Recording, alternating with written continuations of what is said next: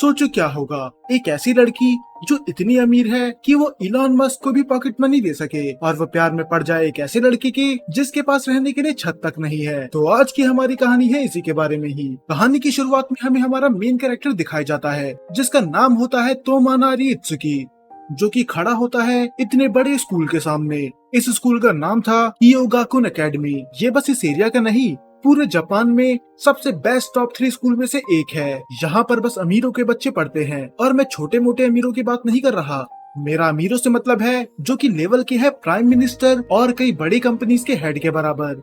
गरीब लोगों को तो यहाँ पर एंट्री भी नहीं मिलती। पर आप सोच रहे होंगे कि मैंने तो कहा था इसके पास रहने के लिए छत तक नहीं है, तो आखिर इसने ये स्कूल अफोर्ड करा कैसे? तो ये हमें पता चलेगा आगे जाके। तब हमारा मेन कैरेक्टर इत्सुकी आसपास देखने लग जाता है, क्योंकि अचानक से सब लोग बातें करने लगे थे, क्योंकि वहाँ पर आ चुकी थी स्कूल की प्रिंसेस कोनोहाना हिनाको। ये पूरे स्कूल में सबसे ज्यादा अमीर है, और बस अमीर नहीं, ये सबसे ज्यादा पॉपुलर भी है। इतनी पॉपुलर कि इसके आते ही सारी नजरें इसके ऊपर आ जाती हैं। सब लोग उसी के बारे में बात कर रहे होते हैं कि आखिर ये इतनी सुंदर कैसे है। सच में वो लड़का तो बहुत लकी होगा जो इसके साथ रहेगा। तब इत्सुकी अपने मन में बोलता है, इन लोगों को इसकी सच्चाई नहीं पता, ये वैसी नहीं है जैसी ये दिखाती है। तो आखिर इत्सुकी को ऐसी क्या सच्चाई पता है? पर तभी उसके पास आती है हिनाको, और वो उससे बोलती है, आखिर तुम्हें क्या हो गया? तुम इधर खड़े खड़े क्या सोच रहे हो? तुम्हें क्लास में नहीं चलना? आज हमारा स्कूल का पहला दिन है, तो हमें लेट नहीं होना चाहिए। और फिर वो अपने सपनों की दुनिया से उठ जाता है, और वो चलने लग जाता है उसके पीछे। और स्कूल के सारे बच्चे हैरान थे कि हिनाको सान इस लड़के को जानती है। ये तो दिखने में अमीर भी नहीं लग रहा, आखिर ये है कौन? अब आपकी और मेरी तरह भी वो सब बच्चे भी कंफ्यूज थे कि आखिर इतनी अमीर लड़की इससे बातें क्यों कर रही है। तो ये चीज एक्सप्लेन करता है हमें खुद इत्सुकी ही। वो अपने मन में सोचता है कि अगर कुछ दिनों पहले खुद भगवान आके भी मुझसे कहते कि मेरी जिंदगी इस तरह बदल जाएगी, तो मैं उन पे भी यकीन नहीं करता। पर जो मेरे साथ कल हुआ वो एक सपने की तरह है। मुझे लगा नहीं था कि मैं इन लोगों का हिस्सा बन पाऊंगा और निकल पाऊंगा उस नर्क से। फिर हमें कल की स्टोरी दिखाई जाती है, जहाँ पर इत्सुकी रोड तोड़ने का काम कर रहा होता है। इसकी उम्र अभी 16 साल ही है, पर ये फिर भी बहुत ज्यादा मेहनत करता है। तब उसका कॉन्ट्रैक्टर उसे बोलता है कि आज से तुम्हारा काम खत्म हो चुका है, हमने सारी सैलरी तुम्हारे बैंक अकाउंट में पहले ही डाल दी है, तो तुम अब आराम से घर जा सकते हो। और ये सुन के इत्सुकी बहुत ज्यादा खुश हो जाता है, और वो बोलता है कि आपको कोई और काम भी हो तो मुझे बता देना, मैं आपकी मदद करूंगा। और इत्सुकी वहाँ से चली जाता है। तब दूसरा कॉन्ट्रैक्टर आके बोलता है कि जरा देखो वो कितना छोटा है, पर फिर भी इतनी मेहनत करता है। यकीन नहीं होता कि आजकल के बच्चों में भी इतनी डेडिकेशन है। फिर वो कॉन्ट्रैक्टर से बताता है कि हाँ, ये सच में बहुत ज्यादा मेहनत करता है। ये बस यही काम नहीं करता, इसके अलावा भी ये मल्टीपल जॉब्स करता है ताकि ये पैसा कमा सके। फिर वो दूसरा कॉन्ट्रैक्टर बोलता है, पर ये तो बस 16 साल का ही है, ये अभी इतनी मेहनत क्यों कर रहा है? क्या ये हाई स्कूल नहीं जाता? पर फिर पता चलती है हमें एक बड़ी चीज कि दरअसल अपनी पूरे स्कूल की फीस इसे खुद ही भरनी होगी, और कल से इसका स्कूल चालू हो जाएगा। तो अगर ये फीस नहीं भर पाया तो इसका एडमिशन नहीं होगा। इसे अपना रेंट खुद भरना होता है, अपना खाना इसे खुद बनाना पड़ता है, यहाँ तक कि अपनी स्कूल की फीस वो भी इसे खुद ही पे करनी होती है। और इससे पहले आप लोग उदास हो जाओ ये सोच के कि इसके माँ बाप मारे जा चुके हैं, तो ऐसा बिल्कुल नहीं है। दरअसल इसके दोनों माँ बाप जिंदा हैं, बस फर्क इतना है वो शराबी और जुआरी हैं। तो वो सारा पैसा खुद ही उड़ा देते हैं और इसके लिए कुछ नहीं बचता, तो उसे सारा काम खुद ही करना पड़ता है। पर फिर भी ये खुश रहता है क्योंकि कल से ये हाई स्कूल जा पाएगा। फिर वो घर के अंदर जाता है और वो देखता है कि उसके मॉम डैड तो कहीं आसपास है ही नहीं, क्या पता कहीं पी के सो गए होंगे। पर वो देखता है एक लेटर, उसमें ज्यादा कुछ नहीं लिखा होता, बस लिखा होता है सिया। इसका मतलब वो कुछ दिनों तक घर के बाहर रहेंगे, शायद कहीं वो घूमने जा रहे हैं। पर वो खुश होता है, चलो कम से कम कुछ दिनों तक घर में शांति तो रहेगी। पर जरा रुको, उनके पास इतने पैसे आए कहाँ से कि वो घूमने के लिए जा पाए? और बेचारे के शरीर से उसकी आत्मा निकल जाती है और वो चेक करता है अपनी बैंक बुक, जो वहाँ पर नहीं होती। इसका मतलब इसके मॉम डैड इसके सारे पैसे लेके भाग गए और अब बेचारे इत्सुकी के पास बस होते हैं 200 येन, जो कि इंडियन रुपीज में होते हैं 118 रुपए। अब इतने पैसों में ये कैसे ही सरवाइव कर पाएगा? और उसने कल पूरी रात इतनी मेहनत करी थी कि अब तो उसे भूख तक लगने लग जाती है। और तब वो देखता है आगे 2 लड़कियों को, जो कि होती हैं ईयोगाकुन एकेडमी से, वही स्कूल जो पूरे जापान में सबसे बेस्ट है। और वो सोचने लग जाता है अपने स्कूल के बारे में। दरअसल ये किसी सस्ते स्कूल की बात कर रहा था जो इसके एरिया में है। कल इसका वहाँ पर एडमिशन होने वाला था, पर अब इसके पास स्कूल फी देने के लिए पैसे नहीं है, तो इसका मतलब अब ये स्कूल नहीं जा पाएगा। और वो देखता है उन लड़कियों की तरफ, वो उनसे थोड़ा जेलस भी होता है कि ये कितनी लकी हैं, इन्हें कोई भी टेंशन लेने की जरूरत नहीं होती, इनके माँ बाप इतने अमीर होते हैं कि ये किसी स्कूल में भी आराम से एडमिशन ले सकते हैं। और जैसे ही वो आगे चलता है उसे मिलती है उस लड़की की स्टूडेंट आईडी। ये वही लड़की थी जो अभी उसके बगल में से गुजरी थी। तो वो उसे चिल्ला के रोकता है कि तुम्हारी स्टूडेंट आईडी इधर गिर चुकी है। वो लड़की रुकती तो है पर तभी उसके पास आती है एक वैन और उसमें से दो निकलते हैं किडनैपर, जो कि उसे रस्सी से बांधकर अपनी वैन में डाल देते हैं। इत्सुकी उन्हें रोकने की कोशिश करता है पर वो खुद पकड़ा जाता है। अब वो सोचता है कि मेरे माँ बाप तो इतने अमीर भी नहीं है कि मुझे पैसे देके छुड़वा सके। लगता है कि ये मेरा आखिरी दिन है। पता नहीं मैंने ऐसे पिछले जन्म में क्या पाप करे थे जो मुझे ये सब सहना पड़ रहा है। और वो किडनैपर बात करने लग जाते हैं कोनोहाना हिनाको के बारे में। वो बोलते हैं कि ये कोनोहाना फैमिली से बिलोंग करती है, इसके डैड बहुत ज्यादा अमीर हैं, तो हम उनसे बहुत ज्यादा पैसे ले सकते हैं। और इत्सुकी ये नाम सुन के हैरान हो जाता है कि कोनोहाना ये तो वही फैमिली है ना जो पूरे जापान में सबसे ज्यादा अमीर है। और फाइनली वो फिर से देखता है हिनाको की तरफ, जो कि सच में किसी प्रिंसेस से कम तो नहीं थी। ये कितनी ज्यादा सुंदर और एलिगेंट है, ऐसा उसे बस तब तक लगता है जब तक ये अपना मुंह नहीं खोलती। उसकी आवाज से तो ऐसा लग रहा था कि ये बहुत ज्यादा लेजी है। और वो बोलती है कि मुझे वॉशरूम जाना है, वो भी बहुत लेजी आवाज में। इत्सुकी सोचता है शायद ये डरी होगी तभी ऐसे बोल रही है। तब हिनाको फिर से बोलती है कि मुझे वॉशरूम जाना है वरना मैं यहीं पर कर दूंगी। तब इत्सुकी चिल्ला के उन्हें बोलता है कि प्लीज इसे जाने दो वरना पता नहीं ये क्या ही कर देगी। और फाइनली वो उसे वॉशरूम जाने देते हैं। और जब वो वॉशरूम में जाके वापस आती है वो बताती भी है कि मैंने अपना काम कर लिया, जैसे कि वो कोई छोटी बच्ची हो। किडनैपर के साथ साथ इत्सुकी भी बोलता है कि किसी ने तुमसे ये चीज नहीं पूछी। अब फाइनली वो फिर से बैठ जाते हैं और इत्सुकी सोचता है कि पहले तो मुझे लगा था कि ये बहुत ज्यादा एलिगेंट और बहुत ज्यादा समझदार होगी, पर ये तो बहुत ज्यादा लेजी और थोड़ी सी खाली दिमाग की है। यहाँ तक कि किडनैपर्स को भी लगने लग जाता है कि इस लड़की की हरकतें देख के लग तो नहीं रहा कि ये कहीं से अमीर है। और तभी हिनाको अपना मुंह फिर से खोलती है। वो बोलती है कि मेरी चाय पीने का टाइम हो चुका है, तो मेरे लिए चाय बनाओ और कुछ मीठा खाने के लिए लाओ। पर किडनैपर उसे चाय की जगह पानी दे देता है। और हिनाको उससे फिर से बोलती है कि मैंने चाय और कुछ मीठा मांगा था, पानी नहीं। और अब तो किडनैपर का भी दिमाग खराब हो चुका था कि तुम यहाँ पर पार्टी में नहीं आई, ये पानी पीना है तो पियो वरना भाड़ में जाओ। और वो इतना गुस्सा हो जाता है कि वो उस कमरे से बाहर निकल जाता है क्योंकि वो इसके सामने और देर खड़ा नहीं रह सकता। तो फाइनली हिनाको पानी ही पी लेती है, पर वो पानी पी कम रही थी और गिरा ज्यादा रही थी। और जब इत्सुकी पूछता है तो वो रिवील करती है कि मुझे आदत नहीं है प्लास्टिक की बोतल से पानी पीने की, तो मुझे पानी पीना नहीं आता। अब इत्सुकी और सोचता है कि मैं इससे जितनी ज्यादा बातें कर रहा हूँ मुझे पता लग रहा है कि ये कितनी ज्यादा बेवकूफ है। वो बोलता है कि पानी की बोतल मुझे दो, तुम्हें मैं पिला देता हूँ, वरना ऐसा तो तुम सारा पानी बर्बाद कर दोगी। अब उसने अपनी पूरी जगह गीली कर दी थी तो वो उसे अपने पास बुलाता है और वो चलते चलते ही गिर जाती है और उस बेचारी के सर पे चोट भी लग जाती है। वो उसकी सर की चोट देखता है और वो बोलता है कि आखिर तुम इतनी बेवकूफ कैसे हो सकती हो, भला चलते चलते भी कोई गिरता है। तो फाइनली थोड़ी देर बाद हिनाको उससे पूछती है उन लोगों ने मुझे किडनैप तो इसलिए करा है क्योंकि उन्हें पैसे चाहिए, पर उन्हें तुम्हें क्यों पकड़ा? तब वो बोलता है कि मैं गलत समय पे गलत जगह पर था, मैं तो बस तुम्हारा आईडी पास तुम्हें लौटाने आया था और इसीलिए उन्होंने मुझे भी पकड़ लिया।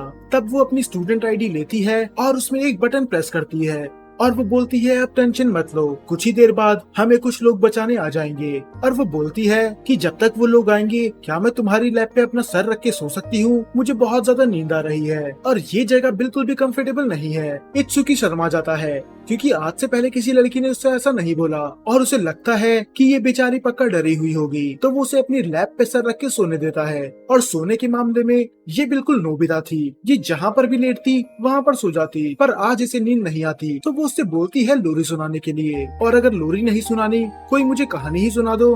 पर इससे पहले वो स्टोरी स्टार्ट भी करता वो सो जाती है। पर तभी बहुत सारे गार्ड्स बाहर आ जाते हैं। उन्होंने जगह को चारों तरफ से घेर लिया था और थोड़ी देर सोने के बाद वो उठ जाती है क्योंकि उसे बाहर बहुत तेज की आवाज आ रही थी।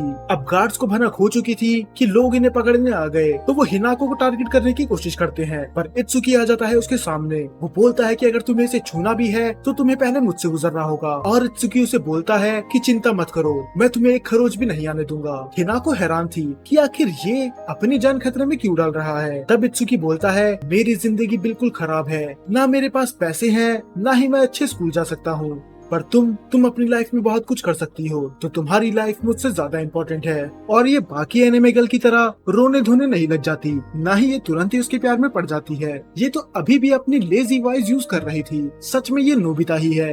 वो बोलती है कि तुम बहुत अच्छे इंसान हो, तुम में से अच्छी खुशबू भी आती है और तुम्हारी लैब भी बहुत ज्यादा कंफर्टेबल है, तो मुझे उधर सोने में मजा आया।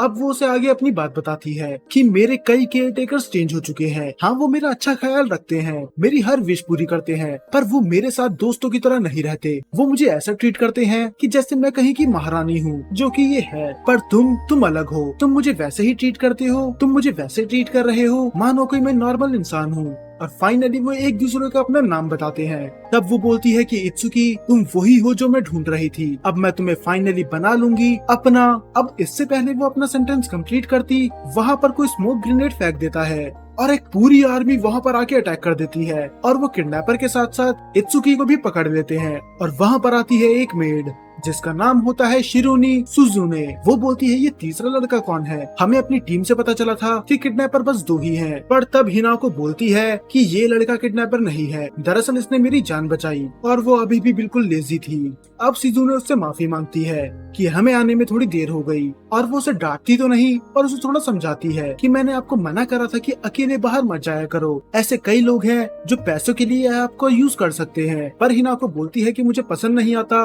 कि वो गार्ड्स मेरे 24 घंटे आसपास घूमते रहते हैं। तब शिजुने बोलते हैं कि बाकी बात हम घर जाके कर लेंगे। पर जाने से पहले हिनाको बोलती है कि ये लड़का उस काम के लिए सही है, इसे भी घर लेके चलो। और इत्सुकी जो हैरान था ये आखिर किस काम की बात कर रही है, तो गाड़ी में बैठ के वो जाते हैं उसके घर और हिनाको वो अभी भी उसके बगल में बैठ के सो रही थी। पता नहीं इस लड़की की नींद पूरी कब होगी। और शिजुने बोलती है कि हैरानी की बात है, हमारी हिनोका कभी किसी पे ऐसा भरोसा नहीं करती और अपने स्पाई की मदद से शिजुने सारी इन्फॉर्मेशन निकाल देती है। वो बोलती है तुम्हारा पूरा नाम है तोमानारी इत्सुकी, तुम 16 साल के हो, तुम्हें स्कूल में एडमिशन चाहिए था तो तुमने बहुत महीनों तक दिन रात मेहनत करी, पर तुम्हारे पेरेंट्स सारा पैसे लेके भाग गए, तो अब ना तो तुम्हारे पास स्कूल की फीस भरने के लिए पैसे हैं और ना ही घर का रेंट पे करने के लिए। तो तुम्हारा मकान मालिक तुम्हें लात मार के घर से बाहर निकाल देगा। और ये चीज तो इत्सुकी को अब याद आती है कि इसने इसके बारे में तो सोचा ही नहीं। अगर इसके सारे पैसे जा चुके हैं तो ये रेंट पे कैसे करेगा, और बेचारा पैनिक हो जाता है। पर तब शिजुने उसे बोलती है चिंता मत करो, मेरे पास तुम्हारे लिए एक ऑफर है, क्या तुम हमारी हिनाको के लिए काम करोगे। और वो और डर जाता है कहीं मुझे मेड के कपड़े पहन के इसके आगे पीछे तो नहीं घूमना होगा। तब वो बोलती है कि पागल मत बनो, वो काम मेरा है, तुम्हें बस बनना है इसका केयर टेकर, क्योंकि हम देख सकते हैं हिनाको तुम्हारे साथ बहुत ज्यादा कंफर्टेबल है। पर एक चीज का ध्यान रखना, अगर तुमने उसके साथ उल्टी सीधी हरकतें करी तो मैं तुम्हारा मार मार के भरता बना दूंगी और तुम्हारा केयर टेकर का काम हम तुम्हें अपने मेंशन जाके समझा देंगे। अब वो फाइनली उसके मेंशन पे पहुंच जाता है, जो कि इतना बड़ा था कि वो तो पूरी तरह से उसे देख भी नहीं पाता। और ये उनका पहला घर तो था भी नहीं, ये था उसका सेकंड होम, जहाँ पर मेनली बस हिनाको ही रहती है। सभी मेड और बटलर उसके सामने आके झुक जाते हैं। वो सच में उसे ऐसा ट्रीट कर रहे थे मानो कि ये कोई क्वीन है। तब शिजुने बताती है कि हिनाको कोनोहाना फैमिली की इकलौती वारिस है, तो इसकी प्रोटेक्शन हमारे लिए सबसे ज्यादा जरूरी है। तब शिजुने उसको लेके जाती है कोनोहाना कागाने के पास, जो कि होते हैं हिनाको के डैड। वो बोलते हैं कि मैंने तुम्हारे बारे में सारी फाइल्स पढ़ ली, तुम्हारा कोई भी क्रिमिनल रिकॉर्ड नहीं है, तो शायद तुम सही इंसान हो मेरी बेटी के केयर टेकर बनने के लिए, क्योंकि मैं देख सकता हूँ कि तुम्हारे साथ वो कितना ज्यादा कंफर्टेबल है। और वो अभी भी सो रही थी। फिर उत्सुकी पूछता है कि आखिर मुझे करना क्या होगा, क्योंकि मुझे केयर टेकर बनने के बारे में बिल्कुल भी नॉलेज नहीं है और आप किसी और को हायर क्यों नहीं कर लेते। तब उसके डैड बोलते हैं तुम्हें तुम्हारे सारे जवाब मिल जाएंगे, पहले ये वीडियो देखो। और वो वीडियो होती है हिनाको के बारे में। उस वीडियो में हिनाको की लाइफ दिखाई जाती है और वो एक तरह से डॉक्यूमेंट्री होती है उसकी स्कूल लाइफ की। वो बहुत ज्यादा सुंदर और पॉपुलर थी। इत्सुकी को यकीन नहीं आता, क्या ये लड़की सच में पॉपुलर है। इसकी हरकतें देख के लगता तो नहीं कि इसे कोई मूवी लगाता होगा। और उस वीडियो में आगे और दिखाया जाता है कि ये पढ़ाई में भी बहुत ज्यादा अच्छी है। और वो बेचारा कंफ्यूज था कि ये नोबिता से डेकिसुगी कैसे बन गई, क्योंकि ये तो इतनी होशियार थी, खुद टीचर भी इसकी तारीफ करती है। और इत्सुकी पूछता है क्या ये इसकी कोई जुड़वा बहन है, क्योंकि हो ही नहीं सकता कि ये आलसी लड़की इतनी ज्यादा समझदार और इतनी ज्यादा पॉपुलर है। पर तब उसके डैड बोलते हैं पूरी वीडियो पे ध्यान दो, तुम्हें खुद पता चल जाएगा। दरअसल जब भी ये पॉपुलर बनती है तब ये बस परफेक्ट होने का नाटक करती है, पर जैसे ही ये अकेले होती है ये फिर से अपने आलस वाले मोड में चली जाती है। जब कोई उसे नहीं देखता वो एक झपकी मार लेती है और यही है इसका असली रूप। ये क्लासरूम में सो जाती है, गार्डन में जाती है वहाँ पर सो जाती है, और कई बार तो ये स्कूल के फ्लोर में भी सो गई थी। तो हमने जो केयर टेकर इससे पहले रखी थी उसका ब्लड प्रेशर तो इतना हाई हो गया था कि उसने जॉब भी छोड़ दी। तो शायद अब तुम्हें समझ में आ चुका होगा कि तुम्हारा काम क्या है। तो बस तुम्हें ये मेक श्योर करना है कि इसकी परफेक्ट इमेज दुनिया के सामने बनी रहे, क्योंकि तुम जानते हो हमारे लिए रेपुटेशन कितनी मायने रखती है। तो इमेज को बचाने के लिए मेरी बेटी को परफेक्ट होना पड़ेगा, ताकि उसकी सोसाइटी में रिस्पेक्ट बढ़े और वो किसी अच्छे लड़के से शादी करे जो कि हमारे जितना ही अमीर हो। पर अगर उन्हें हिनाको की सच्चाई पता चल गई तो उसकी पॉपुलैरिटी में बहुत ज्यादा इफेक्ट पड़ेगा। तब उसका डैड बोलता है, अगर तुमने इस जॉब के लिए हाँ कर दी तो तुम्हें 24 घंटे इसी घर में रहना होगा। हम तुम्हें कमरा देंगे, खाना देंगे और ट्रैवल करने के लिए तुम हमारी गाड़ी का यूज कर सकते हो, और साथ ही साथ हम तुम्हें देंगे 20,000 येन, और अगर इसे इंडियन रुपीज में कन्वर्ट करें तो वो लगभग होते हैं 11,800। और इत्सुकी हैरान होता है। वो बोलता है कि आप इतने छोटे से काम के लिए मुझे महीने के 20,000 येन देंगे। तब उसका डैड उसे करेक्ट करता है कि किसने कहा कि मैं तुम्हें महीने के 20,000 दूंगा, मैं हर दिन की बात कर रहा हूँ। और अगर उसे हर दिन 20,000 येन मिले तो लगभग इसे एक महीने के मिलेंगे 3,50,000 रूपए के आसपास। और बेचारा वो तो कंफ्यूज हो जाता है। वो अपने मन में बोलता है कि मैं तो इनसे ये बोलने वाला था कि मैं 4,000 रूपए से नीचे में काम नहीं करूंगा, पर ये तो महीने का मुझे 3,50,000 से ऊपर दे रहे हैं। और वो इतने पैसे सुन के तो कुछ बोल ही नहीं पाता। तो उसके डैड को लगता है कि ये पैसे उसे कम लग रहे हैं। फिर वो बोलते हैं, चलो ठीक है, 20,000 तुम्हें कम लग रहे हैं तो मैं तुम्हें दूंगा 50,000 येन। और इसे अगर हर दिन 50,000 येन मिले तो वो महीने के हो जाते हैं कम से कम 9 लाख रुपए। पर इत्सुकी को इतने सारे पैसे की भी जरूरत नहीं थी, क्योंकि वो इतने पैसे लेके जाएगा कहाँ पर। तो वो बोल देता है, ठीक है कि मैं पर डे 20,000 येन लेने के लिए तैयार हूँ, तो मुझे काम पे कब से आना है। और वो बोलते हैं, वैसे दिन तो तुम्हारा कल से चालू होगा, पर तुम आज से ही हमारे साथ रहोगे, क्योंकि मेरी बेटी इतनी भोली है कि वो अपने घर में ही अपने कमरे का रास्ता भूल जाती है। तो उसे 24 घंटे केयर टेकर की जरूरत है। पर हाँ, इस बात का ध्यान रखना, तुम 24 घंटे उसके आसपास रहोगे तो सही, पर अगर तुमने उसके साथ कुछ उल्टी सीधी हरकतें करने की कोशिश करी तो मैं। तब इत्सुकी खुद ही बोल देता है, सुजुनो मुझे पहले ही बता चुकी है कि अगर मैंने कुछ ऐसा करा तो आप लोग मेरा मार मार के भरता बना दोगे। पर उसका डैड एक स्माइल करता है कि अरे तुम क्या बात कर रहे हो, इतनी सी बात के लिए मैं तुम्हें पीटूंगा थोड़ी ना, बल्कि मैं तुम्हारी जान ही ले लूंगा। अब इत्सुकी को इतना तो समझ में आ गया था कि उसे गलती से भी वो लाइन क्रॉस नहीं करनी। तब सुजुनो उसे अपना कमरा दिखाती है और वो बताती है कि उसकी सारी स्कूल ड्रेस इस कबर्ड में पड़ी हुई है, क्योंकि कल से ये जाने वाला है कियोगाकुन एकेडमी में। और वो हैरान होता है कि तुम्हें पता भी है कि तुम किस स्कूल के बारे में बात कर रही हो, वो वहाँ पर मुझे कभी एडमिशन नहीं देंगे और मेरे पास इतने पैसे भी नहीं है। तब सुजुनो बताती है कि तुम पैसों की चिंता मत करो, हिनाको वहीं पढ़ती है तो तुम्हें भी वहीं पर पढ़ना होगा, और तुम्हारा एडमिशन और सारे डॉक्यूमेंट्स वो सारी चीजें हम देख लेंगे, तुम बस उसका ख्याल रखना। और तब वो उसे बहुत सारी बुक्स दे देती है। वो बोलती है कि केयर टेकर बनने के लिए भी तुम्हें पढ़ाई करनी होगी, तुम्हें सीखना होगा कि मैनर से बात कैसे करते हैं, और तुम्हें उसकी सारी बातें माननी पड़ेगी, उसे सामा सामा कह के बुलाना होगा, क्योंकि वो स्टेटस में तुमसे बड़ी है। और बस इतना ही नहीं, जब तुम ये सब पढ़ लो तुम सेल्फ डिफेंस क्लासेस के लिए भी आना, तुम्हें ट्रेनिंग दूंगी मैं, क्योंकि तुम देख ही चुके हो कि कई लोग उसकी जान के पीछे पड़े हुए हैं, तो तुम्हें उसे बुरे लोगों से भी प्रोटेक्ट करना है। तो अब इत्सुकी थोड़ा ऑफेंड हो जाता है। वो बोलता है कि क्या अब ये मुझे ट्रेनिंग देगी। वो मन में सोचता है कि मेरे इतने बुरे दिन नहीं आए कि मैं एक लड़की से ट्रेनिंग लूंगा, शायद इसे पता नहीं कि पत्थर तोड़ तोड़ के मैंने कितनी बॉडी बनाई है, प्रैक्टिस आने दो, मैं तो उसे धूल चटा दूंगा। पर सुजुनो उसे कुत्ते की तरह मारती है। बेचारा तो थोड़े लात मुंह से खाने के बाद ही हार मान लेता है। तो अब उसे हर दिन ट्रेनिंग भी करनी होगी। तो ये जॉब जितनी आसान लग रही थी उतनी है नहीं। अब थक हारने के बाद वो जाता है अपने कमरे में और वो वहाँ पर देखता है हिनाको को।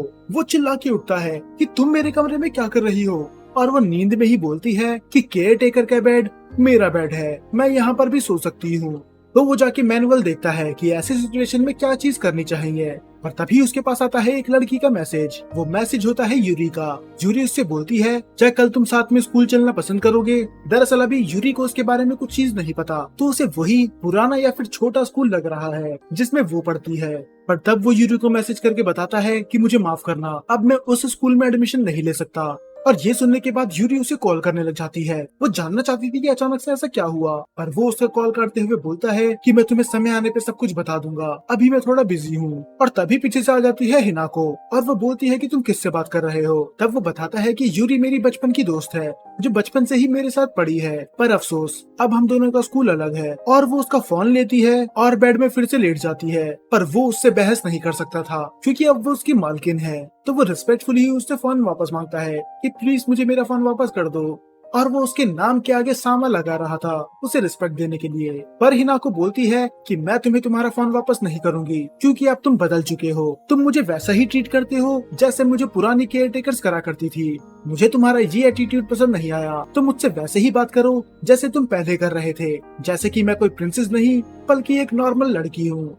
फिर वो सब समझाता है कि मैं ऐसा नहीं कर सकता। शिजुने ने मुझे साफ ऑर्डर दिए हैं कि मैं तुम्हारे सामने तमीज से रहूं और तुम्हें रिस्पेक्ट दे के बात करूं। पर वो बोलती है कि शिजुने तुम्हारी बॉस नहीं है, मैं हूं। तो अगर तुम मुझसे ऐसे ही तमीज से बात करते रहे तो तुम्हें तुम्हारा फोन नहीं मिलेगा। और फिर वो मान जाता है कि ठीक है, अब से मैं तुमसे वैसे ही बात करूंगा जैसे कि तुम मेरी दोस्त हो। और ये बोल के वो उसे उसका फोन दे देती है और ये देने के बाद वो फिर से सो जाती है। सच में जब से ये कहानी शुरू हुई है तब से लेकर अभी तक ये सभी सीन में सो ही रही है। अब अगले दिन ये दोनों स्कूल के लिए चले जाते हैं। इत्सुकी का आज होता है पहला दिन और वो आराम से बैठ के जा ही रहे थे, पर हिनाको मना करने लग जाती है कि मेरा स्कूल जाने का बिल्कुल भी मन नहीं है, मुझे तो बहुत नींद आ रही है। पर शिजुने साफ मना कर देती है कि अगले 8 घंटे तक सोने की सोचना भी मत, आप वैसे ही पूरी रात सोई हुई हैं। और फिर वो मुड़ती है इत्सुकी की तरफ। वो बोलती है कि स्कूल के सामने मैं तुम्हें इत्सुकी सामा ही बोलूंगी और तुम भी ध्यान रखना कि तुम हिनाको का लास्ट नेम यूज करना ताकि किसी को शक ना हो। और एक और चीज, मैं तुम दोनों को साथ में गाड़ी में छोड़ने नहीं जा सकती क्योंकि ऐसा करने से लोगों को शक हो जाएगा। उन्हें पता नहीं चलना चाहिए कि तुम उसके केयर टेकर हो। तब हिनाको बोलने लग जाती है कि मैं नहीं चाहती कि तुम मेरा लास्ट नेम यूज करो, तुम मुझसे नॉर्मली बात करो जैसे करा करते हो, एक दोस्त की तरह। पर शिजुने उसे समझाती है कि ये करना सही नहीं होगा क्योंकि ये राज हमें सबसे छुपाना है कि इत्सुकी कोई और नहीं बल्कि तुम्हारा केयर टेकर है। तब हिनाको बोलती है ठीक है, ये सबके सामने मेरा लास्ट नेम यूज कर सकता है, पर कम से कम जब हम अकेले होंगे तब तो ये नॉर्मली बात कर सकता है ना। और शिजुने उससे ज्यादा बहस नहीं कर सकती थी तो वो मान जाती है। तो वो स्कूल से थोड़ी देर पहले ही उन दोनों को वहाँ पर छोड़ देती है ताकि वो पैदल स्कूल जा सके। और हिनाको वो तो अभी भी बहुत ज्यादा लेजी एक्ट कर रही थी, वो तो आंखें खोल के चल भी नहीं रही थी। तब इत्सुकी बोलता है कि प्लीज नॉर्मली एक्ट करो, क्या होगा अगर किसी ने तुम्हें ऐसे देख लिया। तब वो बोलती है कि ऐसा कुछ नहीं होगा, जब भी कोई मुझे देखता है मुझे पता चल जाता है, चाहे वो छुप के भी मुझे क्यों ना देख रहा हो। तब इत्सुकी अपने मन में सोचता है कि मुझे इसकी रेपुटेशन का ध्यान रखना होगा क्योंकि इसके डैड मुझे 20,000 येन दे रहे हैं, वो भी दिन के, तो मैं उन्हें डिसअपॉइंट नहीं कर सकता। और इसके बाद ये लोग चले जाते हैं स्कूल। तो अब ये वही टाइम है जहाँ से हमारी कहानी शुरू हुई थी, जब इत्सुकी पहली बार स्कूल आया था। तो आज इसका स्कूल का पहला दिन था, तो टीचर सबको इससे इंट्रोड्यूस करवाती है। और गवर्नमेंट स्कूल की तरह कोई भी तालियां नहीं बजाता या फिर चिल्लाने नहीं लग जाता, सब लोग बिल्कुल शांत थे और ये देख के उसे थोड़ा अच्छा भी लग रहा था। और जब वो लोग क्लास स्टार्ट करते हैं इत्सुकी की तो हालत ही खराब हो जाती है क्योंकि वो बहुत आगे का टॉपिक उन्हें पढ़ा रहे थे। 3rd ईयर के बच्चे को पढ़ाया जाता है नॉर्मल हाई स्कूल में, वो इन्हें अभी पढ़ाया जा रहा है। अगर ऐसा ही चलता रहा तो ये फेल हो जाएगा। और उसकी नजर पड़ती है हिनाको की तरफ जो कि अब परफेक्टली एक्ट कर रही थी। ऐसा लग रहा था कि वो एनर्जी से भरी हुई है और वो उसकी तरफ देख ही रहा था, तभी पीछे से आ जाता है ताइशो कात्सुया जो कि शुरू में उसे धमकाने लग जाता है। और उसी के पीछे पीछे आती है असाई कारेन जो कि तात्सुया के सर पे मारती है और बोलती है कि उसे परेशान मत करो, वो यहाँ पर नया है। फिर वो दोनों अपने आप को इंट्रोड्यूस करते हैं। लगता है कि जब हमारी क्लास चल रही थी मैंने देखा था कि तुम्हारा मुंह बना हुआ था, लगता है तुम्हें चीजें समझ में नहीं आई। चिंता मत करो, ये सभी ट्रांसफर स्टूडेंट के साथ होता है, तुम्हें भी चीजें समझ में आने लग जाएंगी। और फिर वो उससे दोस्ती बढ़ाने के लिए और बातें करते हैं और ये अपने फैमिली बैकग्राउंड के बारे में झूठ बोल देता है कि इसके पेरेंट्स एक छोटी सी आईटी कंपनी चलाते हैं क्योंकि किसी को ये नहीं पता चलना चाहिए कि ये गरीब है। कम से कम अच्छा तो है इसने 2 दोस्त बना लिए। पर तभी कात्सुया बोलता है कि बाकी बातें तो होते रहेंगी, मुझे ये बताओ तुम्हारा क्या रिलेशन है हिनाको के साथ, तुम उसके साथ क्यों घूम रहे थे। और वो झूठ बोल देता है कि मेरे पेरेंट्स और उसके पेरेंट्स बस दोस्त हैं और हम रास्ते में मिल गए थे तो हम साथ में ही आ गए और कोई बात नहीं है। और ये सुन के कात्सुया नॉर्मल हो जाता है। दरअसल अभी इत्सुकी से सब जेलस है क्योंकि उन्हें लगता है कि हिनाको उसे डेट कर रही है। तो फाइनली इतनी सारी क्लासेस लेने के बाद रिसेस हो जाता है और ये जाता है लंच करने के लिए टेरेस पे, जहाँ पर बस ये और हिनाको ही थी। और हिनाको उससे बोलती है कि मुझे तुम्हारे हाथों से खाना खाना है और वो उसका केयर टेकर था तो उसे ये काम तो करना ही पड़ेगा। पर वो यहाँ तक नहीं रुकती, वो बोलती है कि अब तुमने मुझे खिलाया अब मैं भी तुम्हें खिलाऊंगी। बेचारा इत्सुकी तो ये सोच रहा था कि अगर कात्सुया ने उसे ये करते हुए देख लिया तो वो तो उसकी जान ही ले लेगा। तब इत्सुकी उससे एक सवाल पूछता है उसकी प्रीवियस केयर टेकर्स के बारे में। तब वो बोलती है कि मेरे केयर टेकर ज्यादा दिन तक नहीं टिकते, जो पिछली वाली थी वो तो बस 2 हफ्ते के लिए टिकी थी और उससे पहले वाली 3 हफ्ते तक। और पूरे लाइफ टाइम में सबसे ज्यादा जो मेरे साथ केयर टेकर रुकी है वो रुकी है बस 1 मंथ के लिए। तब इत्सुकी थोड़ा हैरान होता है। वो बोलता है कि कोई इतनी अच्छी अपॉर्चुनिटी क्यों छोड़ेगा, क्योंकि यहाँ पर रहने के लिए घर मिलता है, 3 टाइम का खाना और ऊपर से 20,000 येन पर डे। तो कोई इतनी अच्छी नौकरी पे लात क्यों मारना चाहेगा।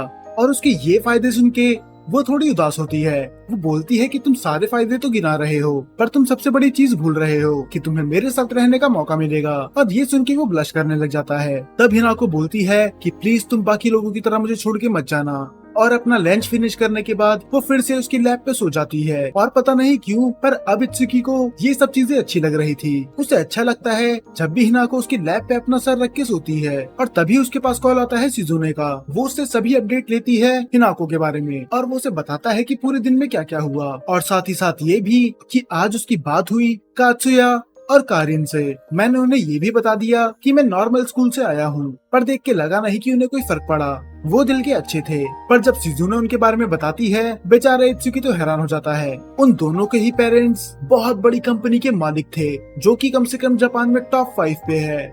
वो दोनों तो मुझसे बोल रहे थे कि वो कॉमनर्स हैं, तो इसका मतलब इसने गलती से उन लोगों को दोस्त बना लिया जो कि कुछ ज्यादा ही अमीर थे। अब जब लंच ब्रेक खत्म होता है, ये फिर से अपनी अपनी जगह पे चली जाते हैं। इत्सुकी उस पे दूर से नजर रखता है ताकि कहीं वो फिर से सो ना जाए। पर तब सुजुने का कॉल आता है उसके पास फिर से। वो बोलती है कि तुम कहाँ हो, बहुत टाइम हो गया, हिनाको की कोई मूवमेंट है ही नहीं, ट्रैकर में वो एक ही जगह पर दिखा रही है। पर तब इत्सुकी बोलता है कि वो तो पहले ही यहाँ से जा चुकी है। फिर शिजुने समझ जाती है कि जरूर उसका पर्स बाथरूम में गिर गया होगा, इसीलिए हम उसे ट्रैक नहीं कर पा रहे, क्योंकि ट्रैकर उसके पर्स में ही है। तो अब शिजुने इत्सुकी को मिशन देती है कि वो बाथरूम में से जाके पर्स लेके आए। पर बेचारा ये काम ये कैसे करता, क्योंकि वो लेडीज वॉशरूम था, तो वो बस बाथरूम के बाहर खड़ा होता है, उसके अंदर जाने की हिम्मत होती ही नहीं। और तभी वहाँ से गुजरती है तेनोजी मिराए। वो उसे अच्छे से ग्रीट करती है, पर इत्सुकी उसे नहीं पहचान पाता। और इस बात पे मिराए बहुत ज्यादा फ्रेंड हो जाती है। वो बोलती है कि तुम मुझे कैसे नहीं जानते, तुम्हें पता भी है कि मैं तेनोजी ग्रुप की वारिस हूँ, मेरे डैड की कंपनी सबसे बड़ी है, इतनी बड़ी कि वो कोनोहाना फैमिली को भी टक्कर दे सकती है। पर वो उससे माफी मांगता है, उसने उसके डैड की कंपनी का नाम कभी नहीं सुना था। पर तब वो देखती है कि कोनोहाना कंपनी का नाम सुन के इत्सुकी के कान खड़े हो जाते हैं। फिर वो बोलती है कि अब ये मत बोलना कि तुम्हें उस कंपनी के बारे में पता है, और जैसे कि हम जानते ही हैं उस कंपनी के लिए तो ये काम करता है। और इस पे मेरा और भी ज्यादा ऑफेंड हो जाती है। वो बोलती है कि ये गलत बात है,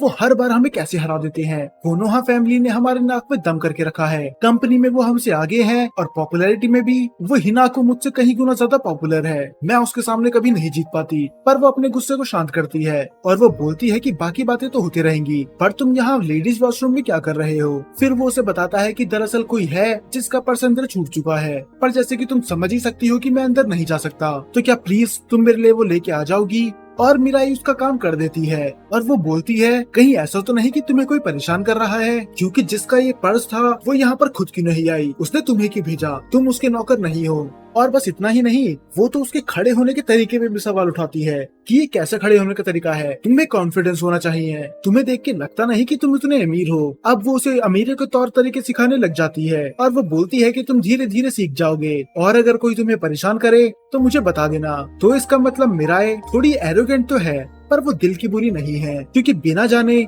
वो इत्सुकी की मदद करने के लिए तैयार हो गई, बस इसीलिए क्योंकि उसको लग रहा था कि इत्सुकी को बच्चे परेशान कर रहे हैं। पर तब इत्सुकी उससे पूछता है, हाँ बाकी सब चीजें तो सही है, पर क्या मैं तुम्हारे बालों के बारे में पूछ सकता हूँ, तुमने ये ब्लॉन्ड क्यों करवा रखे हैं, मुझे तो लगा स्कूल में हेयर डाई करना मना होगा।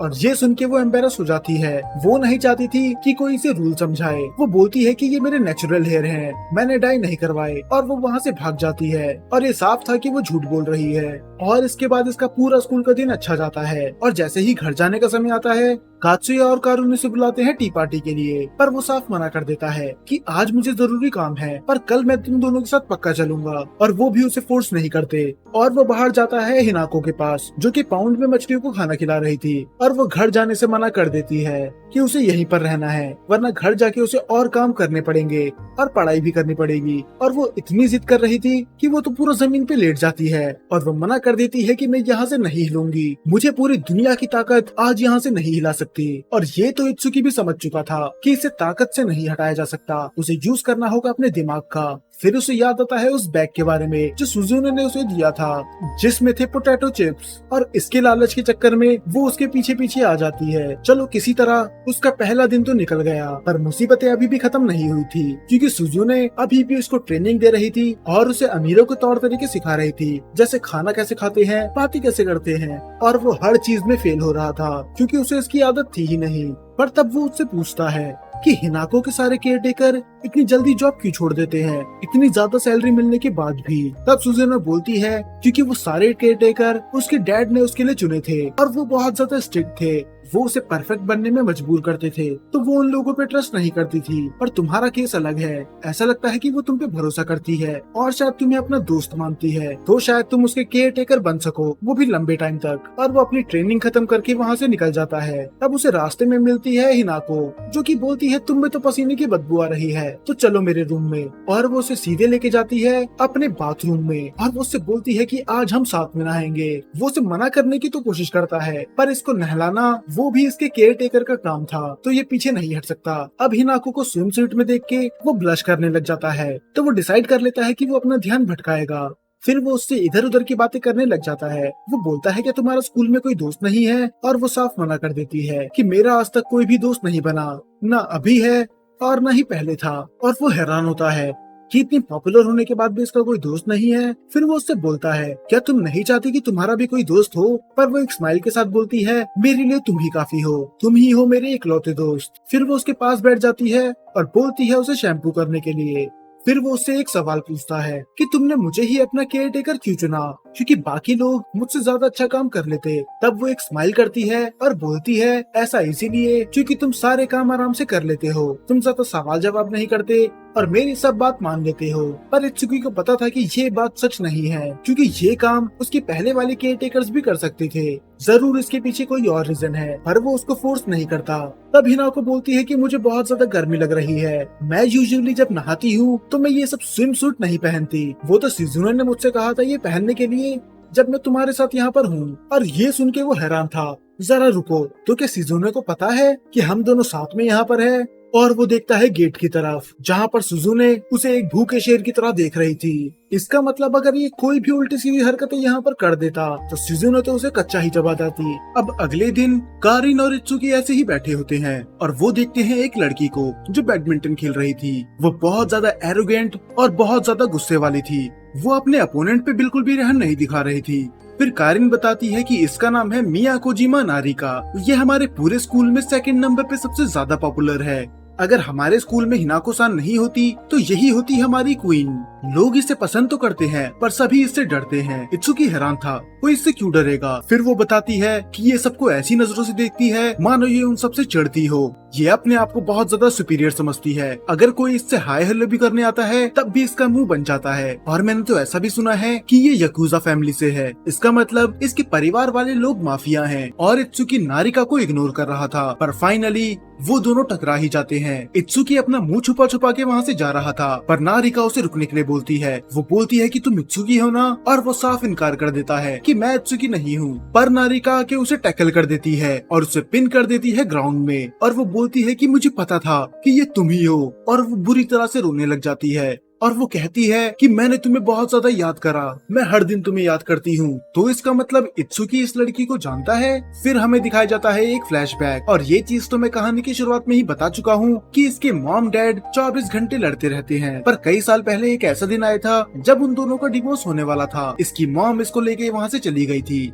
और उसकी मॉम के खानदान में से भी ज्यादा लोग बचे नहीं थे या फिर उसे पसंद नहीं करते थे। तो ये जाते हैं उसकी लेट ग्रैंड मदर की फैमिली के पास। पर वहाँ पर इत्सुकी और उसकी मॉम को देख के कोई भी खुश नहीं था। उन सबको परवाह थी नारिका की, क्या होगा अगर इत्सुकी ने उसे बिगाड़ दिया। और वहीं पर पहली बार मिलता है इत्सुकी नारिका से, जो अंदर बहुत ट्रेनिंग कर रही थी। वो बचपन से ही बहुत ज्यादा स्ट्रॉन्ग थी। और अगर आप आगे कंफ्यूज ना हो जाओ तो ये मैं अभी क्लियर कर देता हूँ, ये दोनों फर्स्ट कजन नहीं है। दरअसल जो इत्सुकी की ग्रैंड मदर की सिस्टर थी नारिका, उनकी फैमिली से बिलोंग करती है, तो इनका रिश्ता बहुत ज्यादा दूर का है। हम ये कह सकते हैं कि ये दोनों सेकंड कजन है। खैर अभी यहाँ पर पहली बार मिलते हैं नारिका और इत्सुकी, और नारिका तो उसे अभी से सुनाने लग जाती है। वो बोलती है कि तुम मुफ्त की रोटियां तोड़ने इधर आ गए, पर चिंता मत करो, मैं तुम्हें जॉब दे दूंगी। तुम्हें बनना पड़ेगा मेरा केयर टेकर, तुम्हें मेरी प्रोटेक्शन करनी होगी। इत्सुकी सोचता है भला इसको किसकी प्रोटेक्शन की जरूरत है, ये तो खुद इतनी ज्यादा खतरनाक है। पर नारिका वैसी नहीं थी जैसा वो दिखाती है।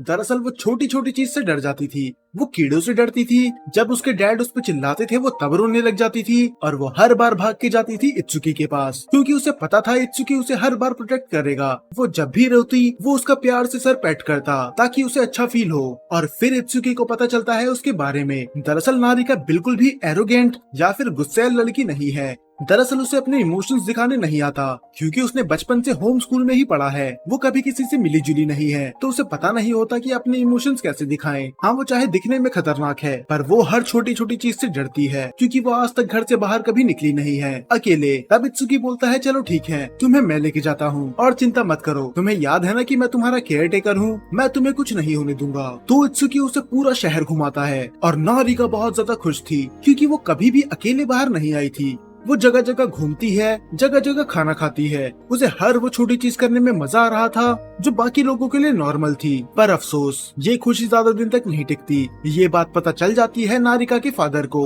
और वो इत्सुकी को बहुत ज्यादा डांटते हैं, इसीलिए क्योंकि वो उनकी बेटी को बिगाड़ रहा है। और इनकी पनिशमेंट होती है ये कि वो इत्सुकी को और उसकी मॉम को वहाँ से बाहर निकाल देते हैं, और उनसे बोलते हैं कि कभी भी यहाँ पर लौट के मत आना। और नारिका का तो बहुत बुरा हाल था, क्योंकि इत्सुकी उसका पहला दोस्त था, और वो उससे दूर नहीं होना चाहती थी। पर वो उससे वादा करती है। वो बोलती है कि इत्सुकी, मैं तुम्हारी तरह ही स्ट्रॉन्ग बनूंगी, मैं वादा करती हूँ, हम फिर मिलेंगे। और उस दिन के बाद से नारिका ने उसे बहुत ढूंढने की कोशिश करी, पर वो उसे मिला ही नहीं। पर आज वो उसे मिल चुका है, और यही रीजन था कि वो इतनी बुरी तरह रो रही थी। और वो तो इतना खुश थी कि उसकी तबीयत भी खराब हो जाती है, तो वो उसे आराम से बेड पे लेटा देता है ताकि वो आराम कर सके। और जब वो जाने वाला था तो नारिका उसे रोक लेती है, और वो उसे बताती है अपने बचपन के दिनों के बारे में। और इत्सुकी उसे माफी मांगता है।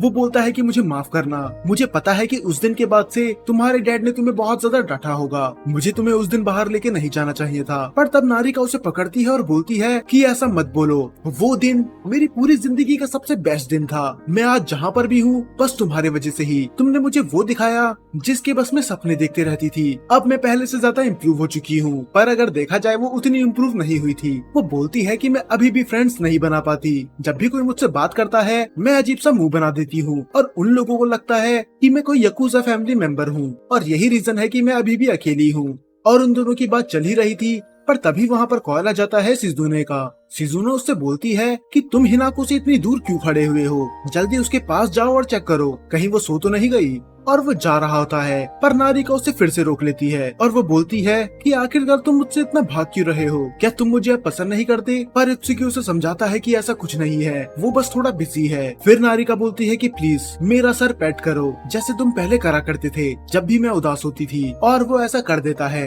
ताकि उसको अच्छा फील हो। पर तभी वहाँ पर आ जाती है हिनाको, जिसके चेहरे पे तो स्माइल थी, पर वो अंदर से बहुत ज्यादा जेलस थी।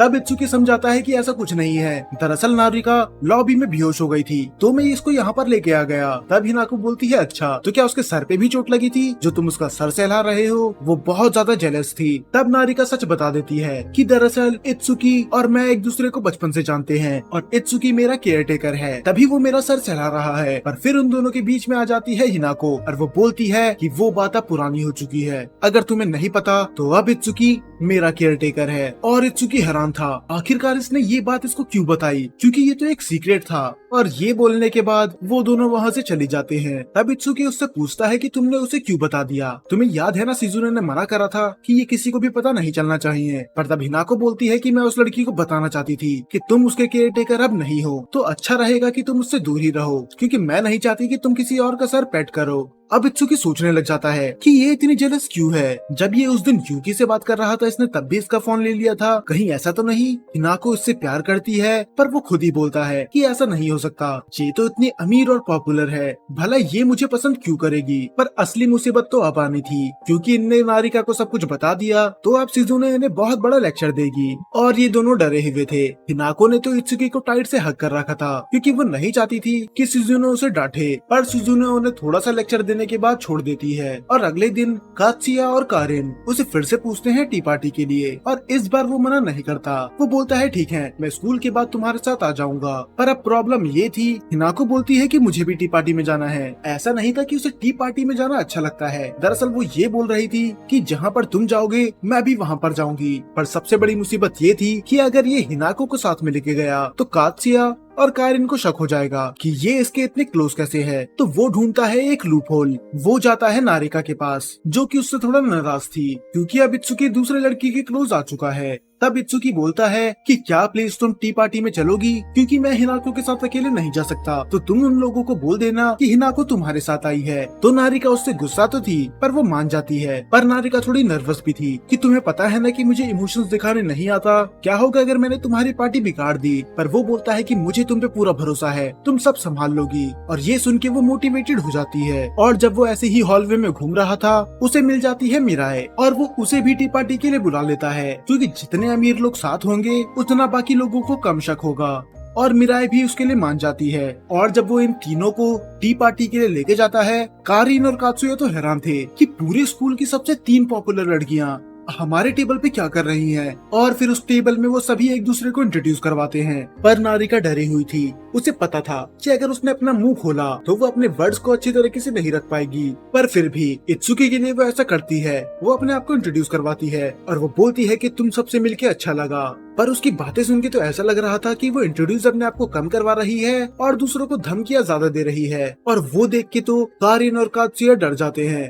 पर तब इत्सुकी बात संभालता है कि वो बस दिखने में डरावनी लगती है, क्योंकि उसे लोगों से बातें करने नहीं आती। और इसका रीजन है कि वो बचपन में होम स्कूल गई थी। और वहीं पर उसका स्टैंड देती है मिराई भी। वो बोलती है कि मुझे उसकी फैमिली के बारे में पता है, उनका बिजनेस है स्पोर्ट्स के सामान बेचना, और उनका बिजनेस सच में बहुत ज्यादा बड़ा है। तो मुझे नहीं लगता कि वो याकुजा रीमर वाले की बात सही थी। और अब उस टेबल पे 2 लोगों ने उनका सपोर्ट कर दिया था। तो अब कात्सुया और कारिन भी उससे नहीं डरते और वो भी उससे नॉर्मली बात करते हैं। और इनकी ये टी पार्टी बहुत ज्यादा अच्छी जाती है। सब एक दूसरे से घुल मिल गए थे, और यहाँ तक वो ये भी वादा करते हैं कि वो अगली टी पार्टी भी जल्दी करेंगे। और दूसरी तरफ मिराए बात करती है हिनाको से, और वो एक सुंदरे थी, तो वो अपने चेहरे पे तो नहीं दिखाती, पर वो बोलती है कि मुझे तुम्हारे साथ टी पार्टी करने में मजा आया। हाँ, मैं जानती हूँ कि हमारी फैमिली राइवल्स है, पर फिर भी तुम उतनी बुरी नहीं हो जितना मुझे लगता था। और हिनाको भी बोलती है कि मुझे भी तुम्हारे साथ मजा आया, तो प्लीज हमें फिर से ज्वाइन करना। और ये सब होने के बाद मिराई जाती है अपनी गाड़ी में, और हिनाको भी बैठने वाली होती है अपनी गाड़ी में। पर नारिका वो तो पैदल जा रही थी। तब इत्सुकी बोलता है तुम्हारी गाड़ी किधर गई। फिर नारिका बताती है कि दरअसल मेरा ड्राइवर वो ट्रैफिक में फंस चुका है, अब मैं यहाँ पर उसका वेट तो नहीं कर सकती, तो मैंने सोचा मैं वहाँ पर पैदल ही चली जाऊँ। और इत्सुकी को बिल्कुल अच्छा नहीं लगता कि वो अकेले जाएगी, तो वो डिसाइड करता है कि वो उसके साथ चलेगा। और वो शिजुने से परमिशन ले लेता है। तब इत्सुकी और नारिका साथ में बात करने लग जाते हैं। नारिका बोलती है कि तुम मेरे पास वापस क्यों नहीं आ जाते, तुम मेरे केयर टेकर बन जाओ जैसे पहले थे, क्योंकि तुम मेरे हीरो हो, तुम मुझे मोटिवेट करते हो। और तब नारिका बोलती है ठीक है, पर जब तुम्हारा कॉन्ट्रैक्ट उनके साथ खत्म हो जाए तो तुम मेरे साथ आ सकते हो मेरे घर पे। मैं चाहती हूँ कि तुम मेरे साथ रहो ठीक पहले की तरह। अब इत्सुकी अपनी ट्रेनिंग फिर से चालू रखता है, और उसकी ट्रेनिंग अब पहले से भी ज्यादा हार्ड हो चुकी थी, क्योंकि वो चाहती थी कि अब इत्सुकी हिनाको के साथ और भी ज्यादा टाइम स्पेंड करे। पर उसके लिए उसे मैनर्स सीखने होंगे, जैसे बैठना कैसा है, खाना कैसे खाना है। हालांकि वो इसकी ट्रेनिंग तो बहुत टाइम से कर रहा है, पर फिर भी अपनी आदतें बदलने में उसे टाइम लगेगा। तब वो उससे बोलता है कि वैसे हिनाको के साथ खाना खाता कौन है। तब शिजुने उसे बताती है वो अकेले खाना खाती है, उनके साथ कोई नहीं होता, क्योंकि उसके डैड बहुत ज्यादा बिजी रहते हैं, तो वो उसको टाइम नहीं दे पाते। और ये सुन के उसे थोड़ा बुरा लगता है, तो वो डिसाइड करता है कि वो जल्दी ही मैनर्स सीख लेगा, ताकि वो उसके साथ और भी टाइम स्पेंड कर सके। तो अब हर दिन की तरह ये फिर से दोनों साथ में चले जाते हैं नहाने के लिए। तब वो उसे बेसिन लाने के लिए बोलता है, और गलती से वो उसके हाथ से गिर जाता है, पर वो 3 सेकंड के अंदर ही उसे उठा लेती है। और अगर आप थोड़े कंफ्यूज होंगे कि इसने 3 सेकंड के अंदर ही क्यों उठाया, तो दरअसल इसके पीछे एक रीजन है, और ये स्टार्ट हुआ था उस टी पार्टी में। दरअसल अब तक सबको ये तो पता ही चल चुका है कि इत्सुकी नॉर्मल स्कूल से था, तो वो सभी जानना चाहते थे कि आखिर नॉर्मल स्कूल में क्या क्या हरकतें करी जाती हैं। तब इत्सुकी उन्हें बताता है 3 सेकंड रूल के बारे में, और ये शायद आपने भी स्कूल में पढ़ा होगा।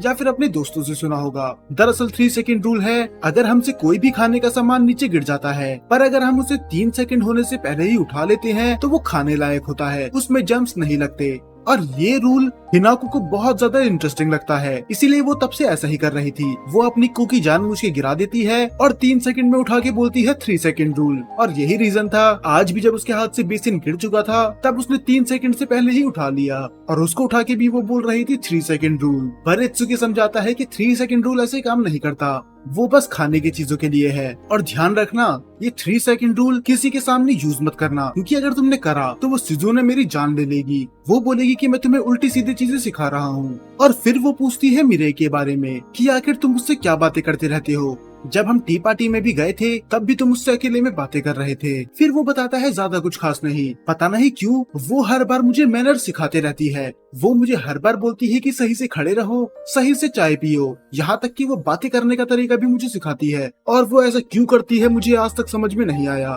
फिर हिनाको बोलती है ठीक है, पर तुम मेरे केयर टेकर हो तो तुम्हें मेरे साथ भी ज्यादा टाइम स्पेंड करना चाहिए। और इससे पहले वो उससे कुछ बोल पाता, हिनाको बेहोश हो जाती है और उसे पता चलता है कि उसे बहुत तेज की बुखार है। पर इस बारे में सिजुने ने उसे पहले ही बता दिया था कि ये कभी भी बेहोश हो सकती है। पर वो देखता है कि सिजुनो को कोई फर्क पड़ता ही नहीं और ये चीजों से थोड़ी अजीब लग रही थी। तब सिजुनो उसे बताती है कि घबराने की कोई बात नहीं है, दरअसल ये नॉर्मल है, क्योंकि ये लोगों के सामने एक तरह से एक्टिंग ही करती है, लोगों को दिखाती है कि ये कितनी ज्यादा परफेक्ट है। तो ऐसा करने में इसकी बहुत ज्यादा एनर्जी चली जाती है, तो इसीलिए ये महीने या फिर हफ्तों में 1-2 बार बेहोश हो ही जाती है। और वो बोलता है कि तुम ऐसी बातें इतनी आराम से कैसे बोल सकती हो, क्या तुम्हें पता भी है कि उसके ऊपर क्या बीत रही होगी। वो बहुत ज्यादा स्ट्रेस में है, क्या वो नॉर्मली एक्ट नहीं कर सकती जैसे उसे करना है। पर इस बात पे सिजुने भड़क जाती है। वो बोलती है कि तुम्हें जबान लड़ाने के पैसे नहीं दिए गए हैं, चुपचाप से जो तुम्हारा काम है बस वही करो। तो फिर वो उससे बहस नहीं करता, पर वो स्कूल जाने से मना कर रहा होता है। वो बोलता है कि मैं इसके साथ रहूंगा, पर सिजुने बोलती है कि तुम्हें पढ़ाई पे ध्यान देना चाहिए, क्योंकि वैसे ही तुम पढ़ाई में बहुत ज्यादा बुरे हो और अगर तुम फेल हो गए तो बहुत दिक्कत हो जाएगी। तो वो ना चाहते हुए भी चली जाता है स्कूल। और हैरानी की बात तो ये थी कि कोई हिनाको के बारे में पूछता ही नहीं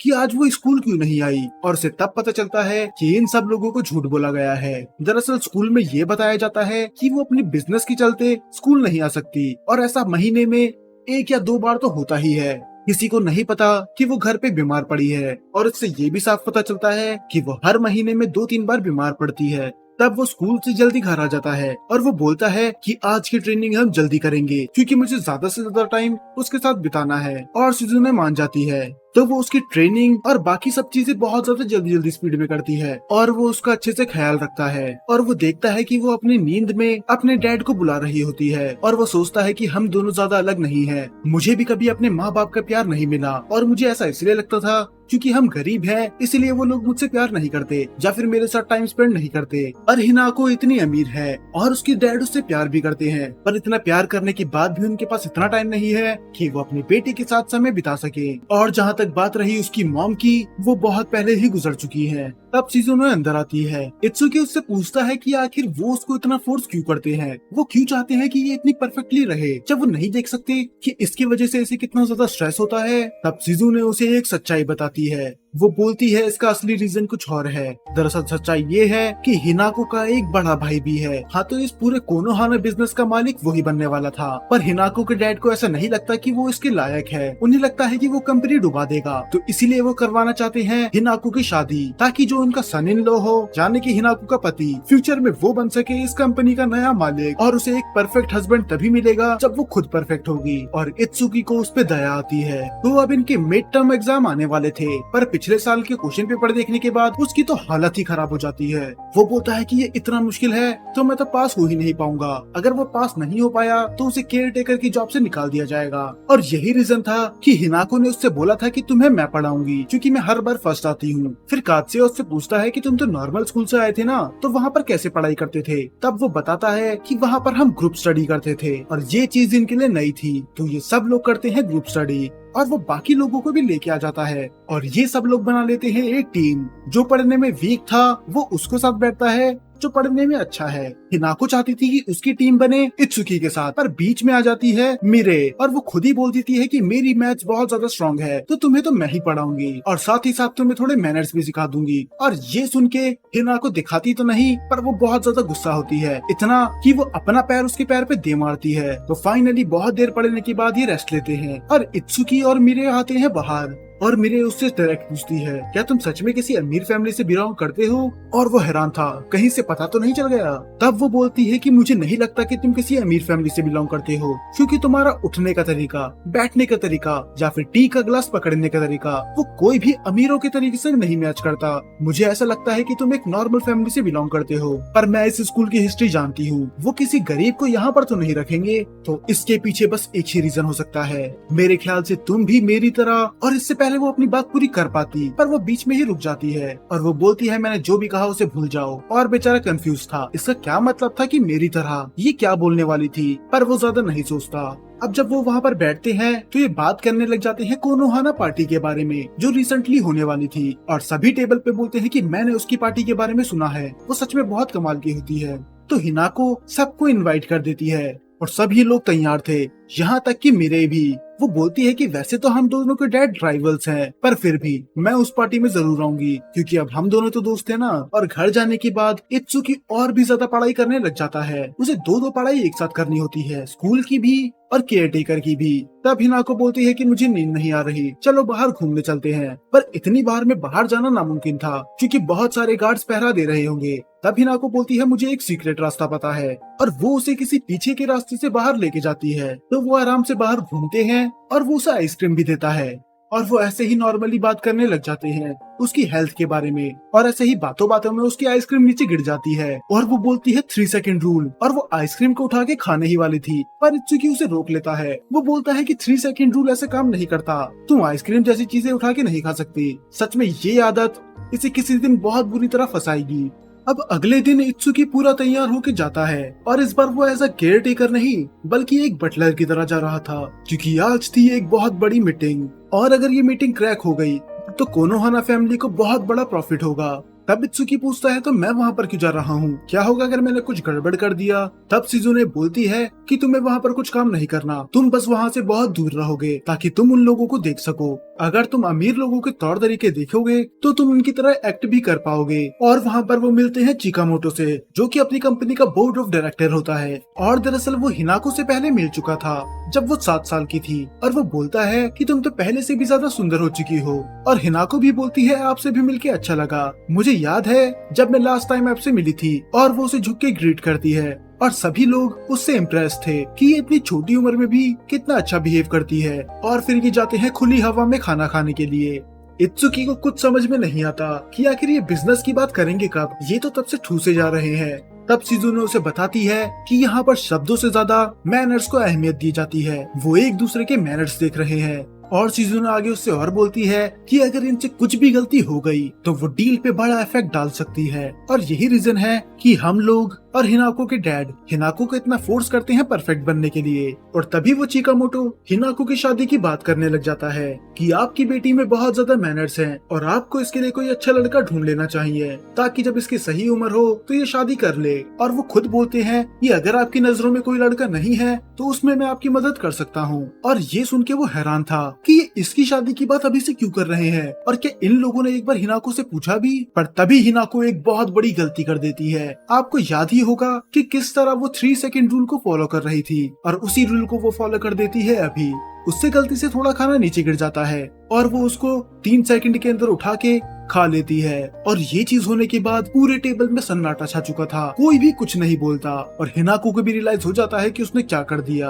और चिकामोटो भी बोलता है, शायद मैं तुम्हारे बारे में गलत था, अभी तुम्हें अपने आप पे और काम करना चाहिए। और जब उनके जाने का टाइम आ चुका था, वो चिकामोटो इतना खुश नहीं लग रहा था। अब ये तो तय था कि ये डील इनके हाथ से गई। अब कागेन गुस्से में था, वो शिजुने को बुलाता है और पूछता है कि ये घटिया हरकत हिनाको को किसने सिखाई, मैंने उसे आज से पहले ऐसा करते हुए कभी नहीं देखा। अब शिजुने उसे नहीं फंसाना चाहती थी तो वो अपना नाम लगाने ही वाली होती है, पर बीच में आ जाता है इत्सुकी और वो बोलता है कि ये मेरी गलती है, ये मैंने उसे सिखाया था। प्लीज मुझे माफ कर दो। पर वो बोलता है कि नहीं, गलती तुम्हारी नहीं है, गलती मेरी है कि मैंने तुम पे भरोसा करा था। मैंने अपनी बेटी को केयर टेकर इसलिए चुनने दिया क्योंकि मैं उससे प्यार करता था। पर देखो अब क्या हुआ। और वो शिजुने को ऑर्डर देता है कि हिनाको को ट्रेनिंग देना चालू करो। अब वो 24 घंटे अपने परफेक्ट बिहेवियर में रहेगी, एक भी सेकंड मिस नहीं होना चाहिए। और ये सुन के वो हैरान था। वो बोलता है कि आप ऐसा नहीं कर सकते। क्या आप जानते हैं कि वो कितने स्ट्रेस में है?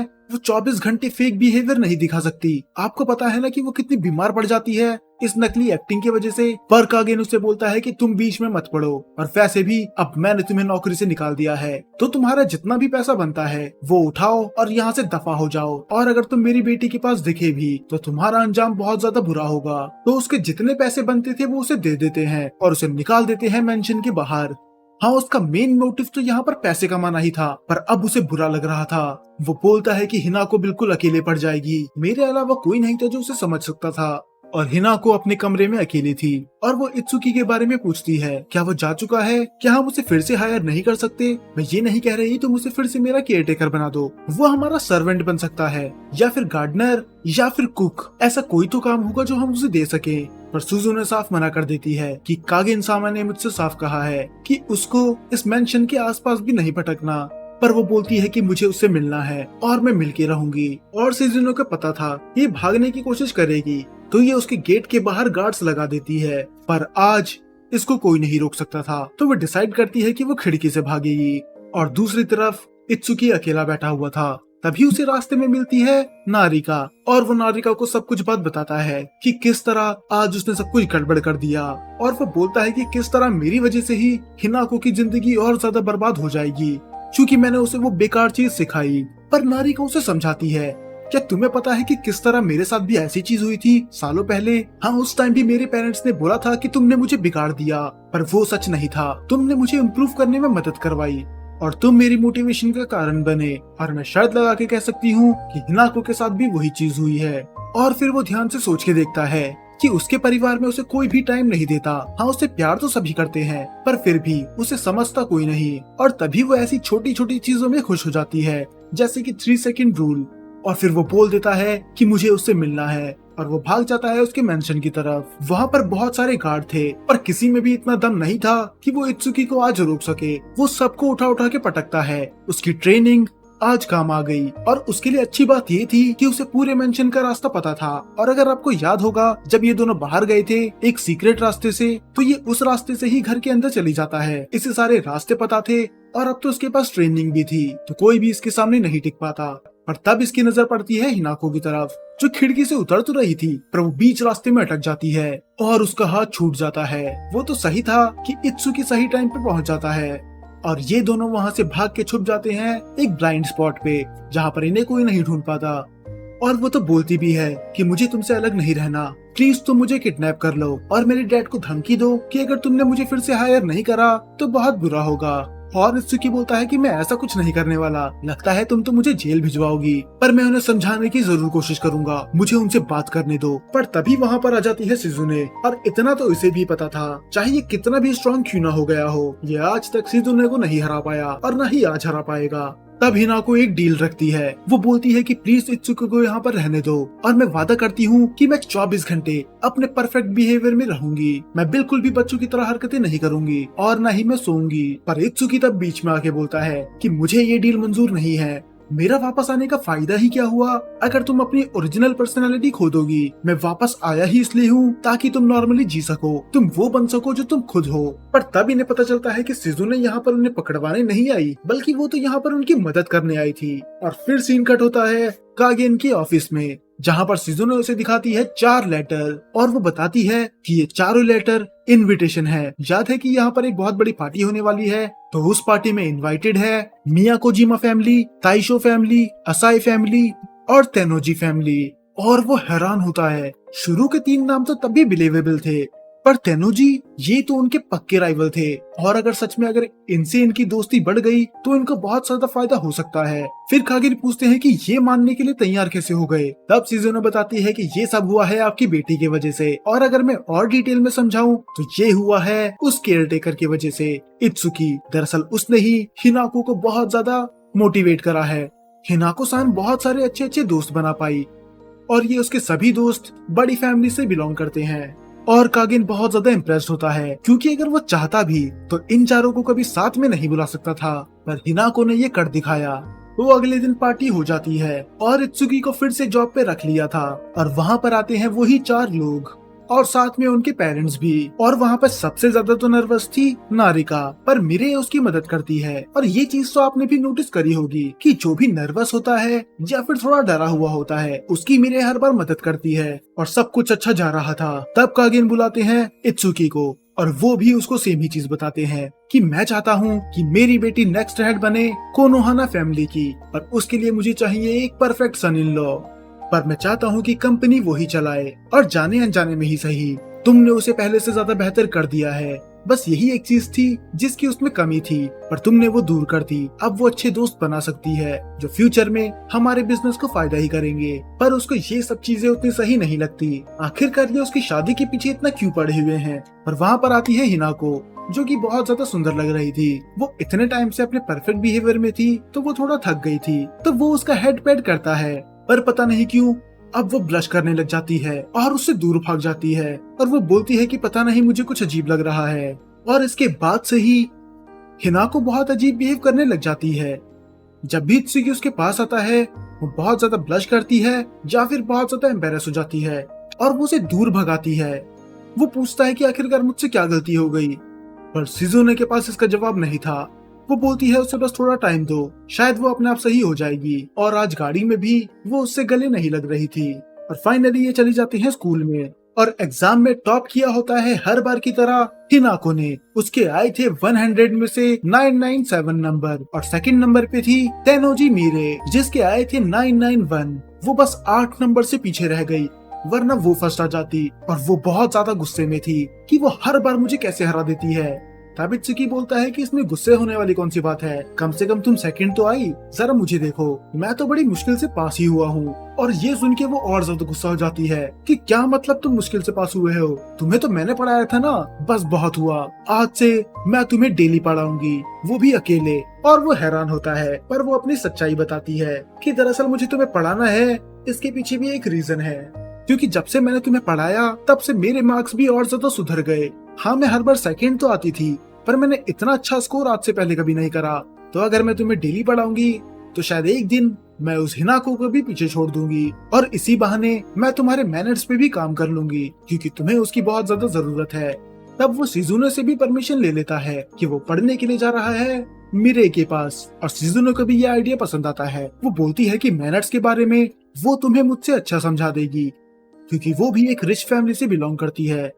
अब इसने इससे तो परमिशन ले ली थी, पर अब इसे बताना था हिनाको को भी। और हिनाको बोल देती है कि अगर तुम्हें उसके साथ जाना है तो जाओ, मुझे कोई फर्क नहीं पड़ता, तुम्हारी खुद की लाइफ है। और वो देखता है कि आज तो इसने फुल बॉडी स्विमसूट पहना है क्योंकि इससे पहले तो उसने ऐसा कभी नहीं करा। तो वो उससे पूछता भी है क्या तुम मुझसे नाराज हो क्योंकि तुम बहुत अलग बिहेव कर रही हो, पर वो उससे बोलती है कि ऐसा कुछ नहीं है, तुम कुछ ज्यादा ही सोच रहे हो। पर सच्चाई ये थी वो सच में अब उससे बहुत दूर दूर रहने लगी थी। तो अब वो मिरे के साथ पढ़ाई करता है और साथ ही साथ उससे मैनर्स लेसन भी लेता है, जैसे कि उसके साथ खाना कैसे खाना है। अब वो खाना खाना क्यों सीख रहा है इसके पीछे एक बहुत बड़ा रीजन है। और दूसरी तरफ हिनाको उससे शिजुने पूछती है कि आखिर तुम इत्सुकी से इतना आजकल दूर दूर क्यों रह रही हो, क्या उसने कुछ करा है। वो बोलती है पता नहीं क्यों आजकल वो कुछ अजीब बिहेव कर रहा है। पहले जब भी वो मेरे साथ रहता था तो उसका फोकस मुझ पे रहता था क्योंकि वो मुझे दोस्तों की तरह ट्रीट करता था, पर आजकल ऐसा लग रहा है कि वो बस मेरे साथ इसीलिए रहता है, बस इसीलिए क्योंकि ये उसकी जॉब है, वरना वो पूरा दिन तो उस मिरे के साथ रहता है। पर शिजुने उसे समझाती है कि ऐसा कुछ नहीं है, आप कुछ ज्यादा ही सोच रही हैं, बस उसे थोड़ा टाइम दो। और अब अगले दिन मिरे उसे लेके जाती है अपने घर पर ताकि वो पढ़ाई कर सके और वो उसे थोड़े मैनर्स वाले लेसन भी दे सके। तो वो उसके घर में जाते ही मिलता है उसके डैड से जो कि बहुत ज्यादा चिल थे, यहाँ तक कि वो तो उसे टीज भी करते हैं, तुम बस इसके दोस्त ही हो ना, कहीं तुम मेरी बेटी के पीछे तो नहीं पड़े हुए। वो तो बीच में मेरे आके बोलती है कि मुझे एम्बेरस मत करो, ये बस यहाँ पर पढ़ने ही आया है। तो फिर उसके डैड उसे इनवाइट करते हैं खाने पे और उसके डैड भी उसकी मैनर की तारीफ करते हैं कि तुम्हारा खाने का तरीका सच में बहुत ज्यादा अच्छा है। पर मिरे मना करती है, वो बोलती है कि इसे चने के झाड़ पे मत चढ़ाओ। आपने देखा था ना कि वो सूप किस तरह पी रहा था, वो बहुत ज्यादा नर्वस था। दरअसल उसके डैड को इतनी छोटी मोटी चीजों से फर्क नहीं पड़ता, पर फिर भी मिरे सही थी, वो थोड़ा नर्वस तो था। अब वो बाहर देखता है तो बारिश हो जाती है। तो मीरे उससे बोलती है कि तुम आज रात को यहीं पर रुक जाओ, हम तुम्हें इस हालत में बाहर नहीं जाने दे सकते। तो वो सिजुनो को भी इन्फॉर्म कर देता है कि आज रात को वो यहीं पर रुकेगा और कल वैसे भी स्कूल की छुट्टी थी तो इतना फर्क नहीं पड़ेगा। तो वो जाता है उसके बाथरूम में नहाने के लिए और ये बाथरूम दो हिस्से में डिवाइडेड था, एक था मेन के लिए, दूसरा था वुमेन के लिए। पर वो देखता है कि उसके बाथरूम में तो कोई पहले से अवेलेबल था और वो कोई और नहीं मीरे की मॉम थी। और वो बोलती है कि मुझे माफ करना, लगता है मैं फिर से गलत बाथरूम में आ गई। इन्हें तो कोई फर्क भी नहीं पड़ रहा था। और सबसे फनी बात ये थी कि ये अभी तक इत्सुकी से मिली नहीं थी, पर फिर भी वो उसे जानती थी। वो बोलते हैं कि तुम पक्का इत्सुकी होगे, मेरी बेटी ने तुम्हारे बारे में बहुत बताया है, तुमसे मिलके अच्छा लगा। तब वो बोलता है कि आप इतना शांत एक्ट कैसे कर सकती हैं? क्या आप हैरान नहीं है कि आप मेरे बाथरूम में आ गई? और पर तभी वहाँ पर भागते भागते आ जाती है मिरे भी। वो बोलती है कि मॉम आप यहाँ पर क्या कर रही हैं? पर उसकी मॉम बोलती है कि मैं अपने आप को एम्बेरस नहीं कर रही, मैंने तो दरअसल स्विम सूट पहन रखा है। पर अगर तुम्हारी बात कहें। और तब मिरे को रियलाइज होता है कि वो तो टॉवल में ही भागते भागते आ गई। तो वो वहाँ से फिर से भाग जाती है और बाद में जब वो नहा के वापस आते हैं तो वो माफी मांगती है अपने मॉम के बारे में। और वो मिरे की बालों की भी तारीफ करता है कि तुम्हारे बाल ऐसे में ज्यादा अच्छे लगते हैं। और ये दोनों साथ में बहुत ज्यादा एंजॉय करते हैं, इतना कि जब वो अगले दिन जाता है उसे कुछ अजीब सा महसूस होता है, शायद वो भी इसको पसंद करने लगी थी।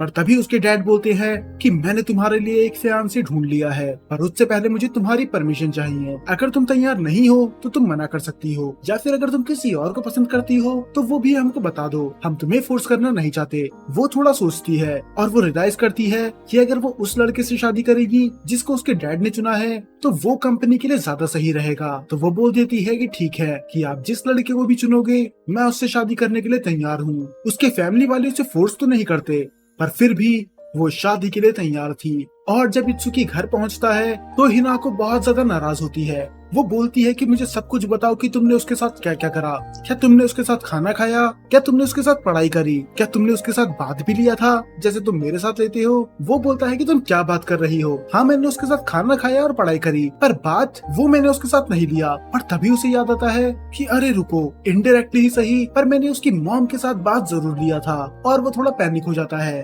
तब वो बहुत जेलस होके बोलती है आखिर तुम केयर टेकर हो किसके? अब तुम 24 घंटे उसी के पास रहते हो, तुम कल पूरी रात उसके साथ रहे। इत्सुकी अब तुम बदल चुके हो और यही रीजन था कि वो उससे अब दूर दूर रहती है। पर फिर वो उसे सच्चाई बताता है कि दरअसल मैं उसके साथ इसीलिए रह रहा था क्योंकि मैं तुम्हें सरप्राइज देना चाहता था। और वो सरप्राइज ये था कि अब से वो हिनाको के साथ बैठ के खाना खाएगा। अगर आपको याद होगा तो मैंने पहले आपको बताया था कि हिनाको खाना अकेले खाती थी, ना उसके साथ सिजुने रहती थी ना ही उसके डैड। तो वो मिरे के साथ इतनी ट्रेनिंग इसलिए ले रहा था ताकि वो अपने मैनर्स को सुधार सके और इसके साथ बैठ के खाना खा सके। और ये उसका एक टेस्ट भी था। तो वो अच्छी तरीके से खाना खाता है और इस टेस्ट में सिजुने उसे पास कर देती है। इसका मतलब अब वो हर दिन हिनाको के साथ खाना खा सकता है। तो अब सब कुछ ट्रैक पे फिर से आ रहा था।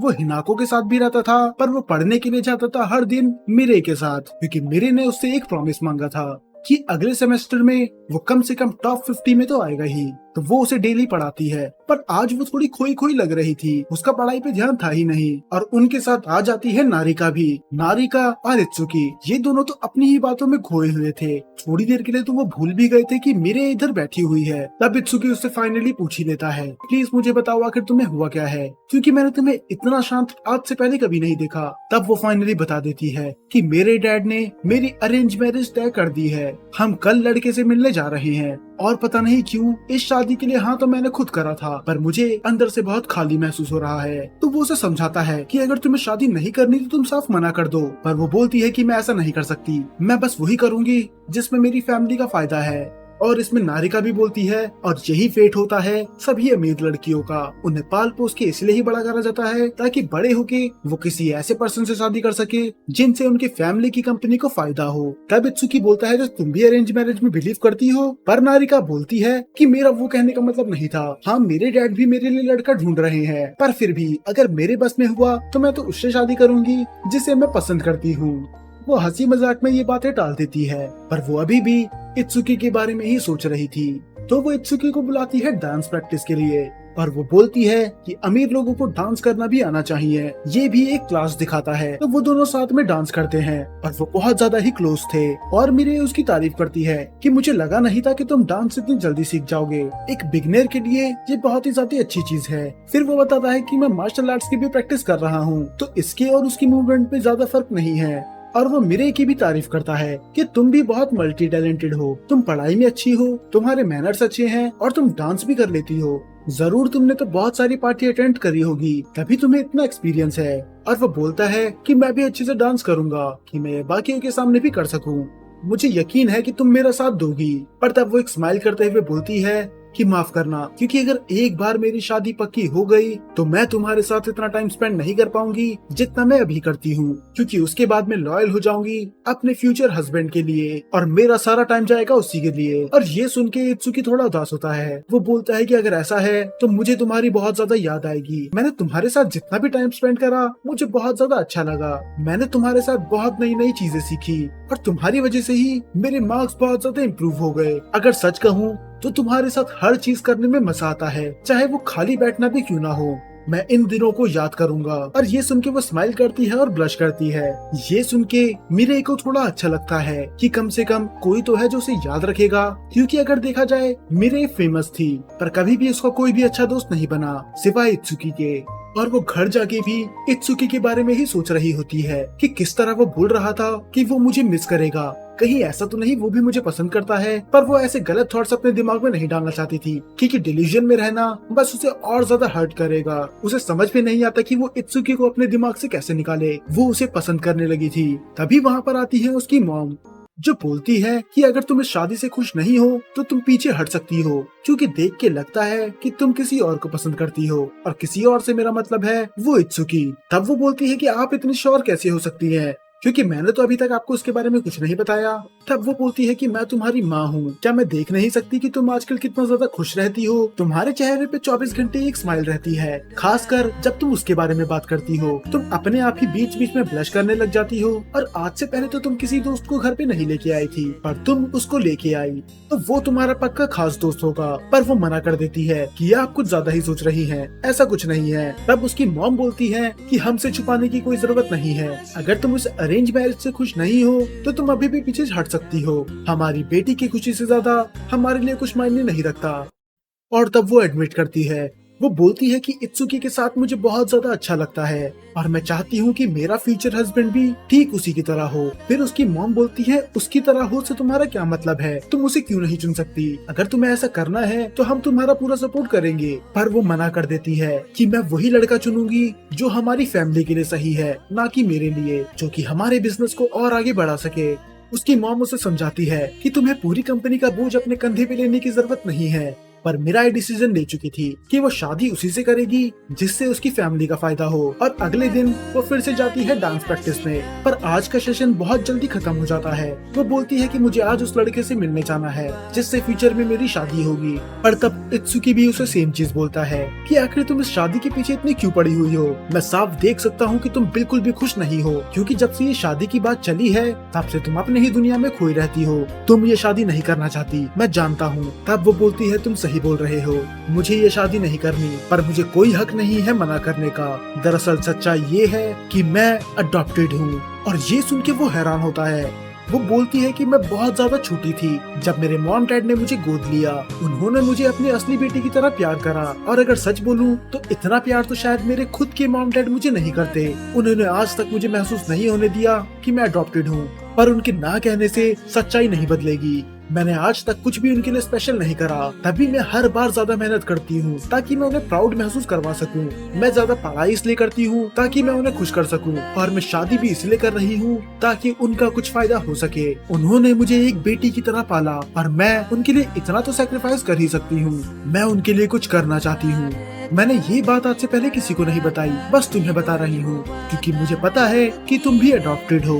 और वो हैरान होता है कि इसे ऐसा क्यों लगता है कि मैं अडॉप्टेड हूँ। और फिर वो बोलती है कि मैं तुम्हें देख के ही समझ गई थी, जिस तरह तुम खाते हो, जिस तरह तुम बैठते हो, वो अमीरों का तरीका नहीं है। तो जरूर तुम्हें किसी अमीर परिवार ने गोद लिया होगा। और जो उस दिन बात ये बोलने वाली थी, जब ये कहते कहते चुप हो गई थी, तो वो यही बात बताने वाली थी कि ये भी अडॉप्टेड है और शायद आपको भी अब बाकी चीजें सेंस बना रही होंगी। तो यही रीजन था कि ये हर बार इसके पीछे पड़ी रहती थी कि तुम अच्छे से खाओ, अच्छे से पियो और अच्छे से बैठो ताकि किसी को पता ना चल जाए कि तुम अडॉप्टेड हो। मिरेई ने इतना सोचा ये बहुत बड़ी बात है और वो इससे एक प्रॉमिस लेती है कि ये बात बस हमारे बीच में ही रहे और वो वादा करता है कि वो ये बात किसी को नहीं बताएगा।